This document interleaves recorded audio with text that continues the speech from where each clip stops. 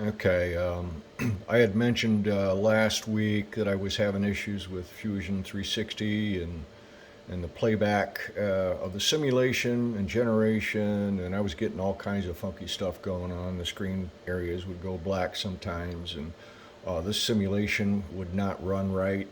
And it wasn't using CPU and GPU like it is right now. I don't know what I changed. I have nothing set to optimize. If you go up to here, support and diagnostics, graphics diagnostics, as you can see, I am not holding back on anything. So, just kind of an update. I don't know what happened.